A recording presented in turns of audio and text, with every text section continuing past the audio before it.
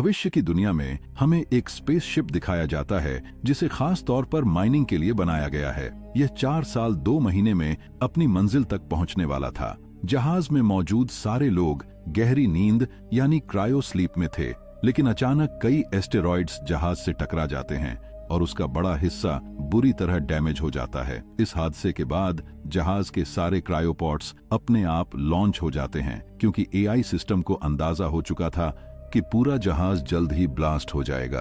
इन्हीं पॉड्स में से एक में एंडी नाम का आदमी भी मौजूद था। जब सारे पॉड्स पास के एक प्लेनेट के एटमॉस्फेयर में घुसते हैं तो वे एक एक करके फटने लगते हैं, लेकिन एंडी किसी तरह बच जाता है और उसका पॉट एक जगह आकर गिरता है।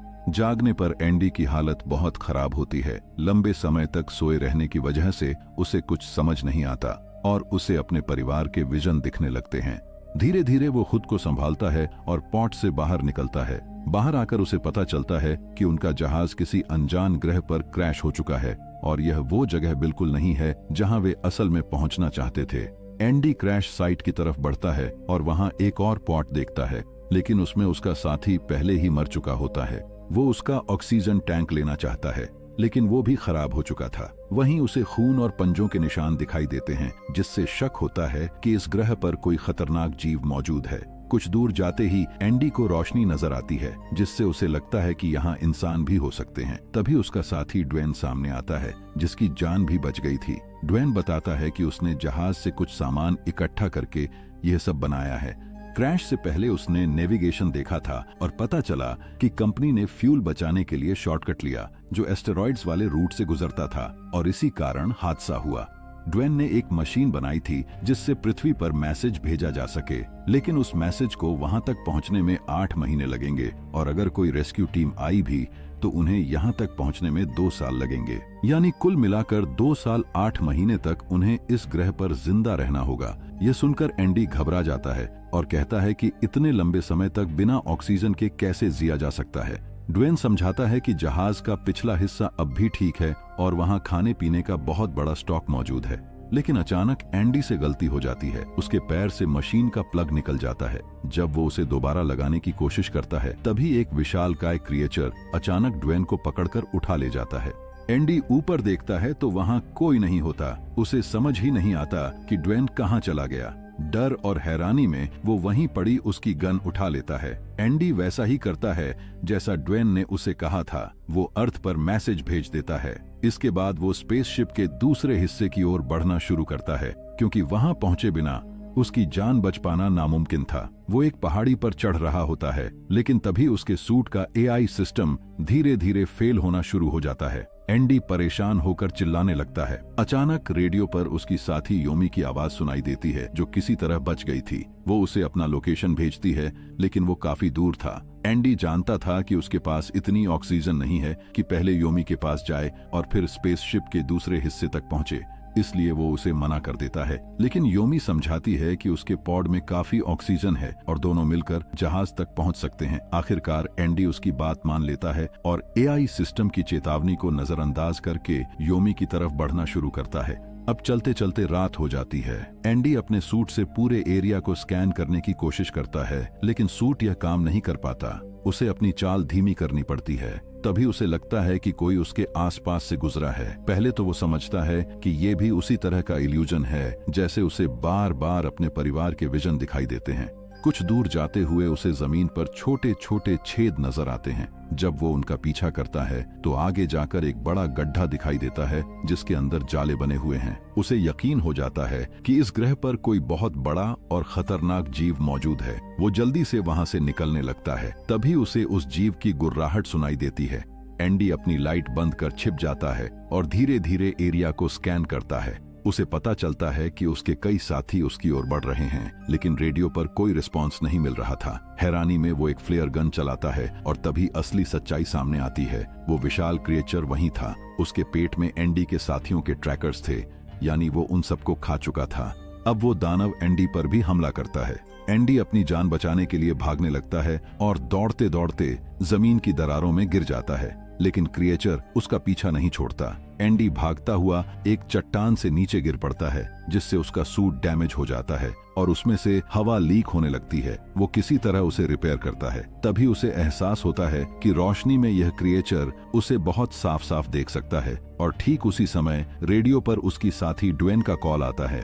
वही ड्वेन जिसे क्रिएचर ले गया था रेडियो पर चिल्लाते हुए कहता है कि वो उस क्रिएचर से LDDDH रहा है और मदद चाहिए। लेकिन एंडी बहुत थका हुआ होता है और फिर से पहाड़ चढ़ने की ताकत नहीं रखता। तब योमी रेडियो पर कहती है कि तुम्हें जाना ही होगा। अगर हम ड्वेन को बचा लेते हैं तो हमारी सर्वाइवल की उम्मीदें बढ़ जाएंगी। योमी की बात सुनकर एंडी हिम्मत जुटाता है और ड्वेन को बचाने के लिए पहाड़ी के ऊपर चढ़ता है। वहां पहुंचकर वो देखता है कि ड्वेन 2-3 क्रिएचर्स से घिरा हुआ है और फ्लेयर गन से लगातार उन पर हमला कर रहा है। एंडी को देखकर ड्वेन थोड़ी राहत पाता है, लेकिन उसी समय एक क्रिएचर उस पर टूट पड़ता है और ड्वेन मारा जाता है। अब ये खौफनाक जीवों ने एंडी को पहचान लिया है और वो उसकी तरफ बढ़ने लगते हैं। तभी योमी अपने AI सिस्टम से आसपास के सभी पॉट्स की लाइट ऑन कर देती है। जैसे ही लाइट्स जलती हैं, क्रिएचर्स पॉट्स की ओर खिंच जाते हैं। एंडी को भागने का मौका मिल जाता है और वो वहां से भाग निकलता है। भागते भागते वो अचानक एक अजीब खूबसूरत जगह पर पहुंचता है, जहां हजारों जुगनू की रोशनी चमक रही होती है।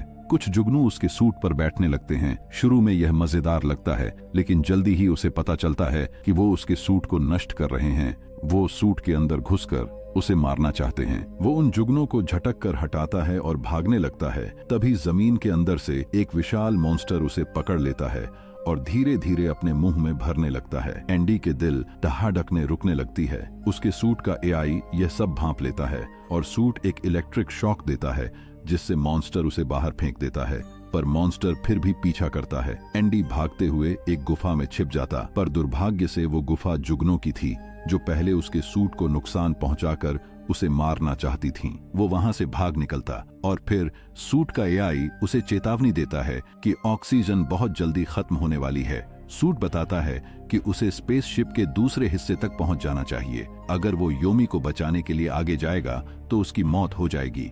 यह एंडी रेडियो पर योमी को बता देता है। योमी जवाब देती है, ठीक है, तुम पहले स्पेसशिप की ओर जाओ। वो जानता है कि अगर योमी तक नहीं पहुंचा तो उसकी मौत तय है। दरअसल योमी अपने पॉड से बाहर नहीं निकल पा रही थी, इसलिए एंडी अपनी जान की परवाह किए बिना उसकी तरफ बढ़ जाता है। जल्दी ही वो योमी के पॉड तक पहुंच जाता है। जब योमी दरवाजा खोलती है और एंडी अंदर जाता है, वहां वो देखता है कि योमी का पैर फंसा हुआ है। एंडी टूल्स की मदद से उसका पैर निकाल देता है।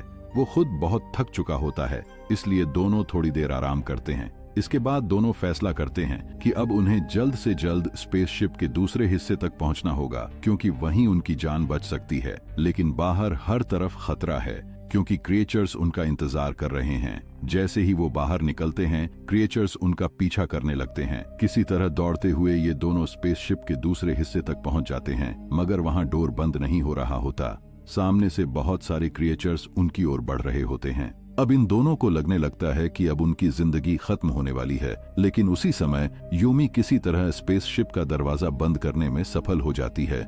अंदर बहुत सारा ऑक्सीजन होती है, जिससे वे महीनों तक जिंदा रह सकते हैं। लेकिन उन्हें पता चलता है कि जहाज के अंदर भी क्रिएचर्स मौजूद हैं, जो अब उनका पीछा करने लगते हैं। वे एक कमरे का दरवाजा बंद करके खुद को अंदर सील कर लेते हैं। बाहर से क्रिएचर लगातार अंदर घुसने की कोशिश कर रहा होता है। दोनों पूरी तरह टूट चुके होते हैं और समझ जाते हैं कि शायद अब उनका आखिरी वक्त आ गया है। लेकिन एंडी मरने से पहले योमी को अपने परिवार का वीडियो दिखाता है और बताता है कि उसकी गलती की वजह से उनकी कार का एक्सीडेंट हुआ था। उसमें उसका पूरा परिवार मर गया था, जबकि वो अकेला बच गया। एंडी के दिल में आज भी वही गिल्ट है। योमी उससे कहती है, तुम एक अच्छे इंसान हो। अगर तुम अच्छे इंसान नहीं होते तो मेरी जान बचाने कभी नहीं आते। अतीत में जो हुआ वो एक हादसा था। दोनों बेहद भावुक हो जाते हैं और एक दूसरे को गले लगा लेते हैं। तभी क्रिएचर दरवाजा तोड़कर अंदर घुस आता है। योमी देखती है कि एंडी के सूट पर अभी भी कुछ जुगनू चिपके हुए हैं। वो उन्हें पकड़कर क्रिएचर की तरफ फेंक देती है। जुगनू तुरंत उस पर हमला कर देते हैं। इस मौके का फायदा उठाकर एंडी और योमी वहां से भाग निकलते हैं। शिप बहुत बड़ा होता है और उनके सामने गहरी खाई आ जाती है, जो जहाज का निचला हिस्सा होता है। क्रिएचर भी उनके करीब पहुंच जाता है। मजबूरी में दोनों खाई में कूद जाते हैं, लेकिन क्रिएचर अब भी उनका पीछा कर रहा होता है। तब योमी क्रिएचर का ध्यान अपनी ओर खींच लेती है ताकि वो एंडी के पीछे न जाए। अब योमी एंडी से कहती है, जल्दी कुछ सोचो, तभी हमारी जान बचेगी। तभी एंडी ऊपर की तरफ चढ़ने लगता है। वहां एक पॉड मौजूद होता है और एंडी उस पॉड के एआई सिस्टम की मदद से पूरे स्पेसशिप की लाइट्स बंद कर देता है। अंधेरा होने पर योमी आसानी से छिप जाती है। एंडी योमी से कहता है कि वो क्रिएचर को अपने पीछे दौड़ाते हुए पॉड के ठीक नीचे ले आए, फिर वो ऊपर से पॉड को छोड़ देगा और उसके नीचे दबकर क्रिएचर मर जाएगा। योमी एंडी की बात मानती है। वो अपने सूट पर कई लाइट्स लगाकर भागना शुरू कर देती है। क्रिएचर उसका पीछा करता हुआ दौड़ता है और जैसे ही वो पॉड के नीचे आता है, एंडी ऊपर से पॉड को रिलीज कर देता है। पॉड क्रिएचर पर गिरता है और वो मारा जाता है। लेकिन इस दौरान एंडी भी बुरी तरह घायल हो जाता है और ऐसा लगता है कि उसकी जान चली गई है। योमी बेहद दुखी हो जाती है क्योंकि एंडी ने उसकी जान बचाने के लिए खुद को बलिदान कर दिया। लेकिन अगले ही पल एंडी को होश आ जाता है। असल में वो बस बेहोश हुआ था और अब भी जिंदा है। यह देखकर योमी की खुशी का ठिकाना नहीं रहता। अब दोनों पूरी तरह सुरक्षित हैं। उनके पास इतनी ऑक्सीजन और सामान है कि वो कई महीनों तक आसानी से यहाँ रह सकते हैं। उन्हें पूरा यकीन है कि जल्द ही धरती से कोई रेस्क्यू टीम आकर उन्हें बचा लेगी। तो आपको क्या लगता है, क्या रेस्क्यू टीम सही समय पर पहुंच पाएगी या फिर इन्हें यहां अपनी मौत का इंतजार करना पड़ेगा? हमें कमेंट बॉक्स में जरूर बताएं। उम्मीद है आपको यह वीडियो पसंद आई होगी।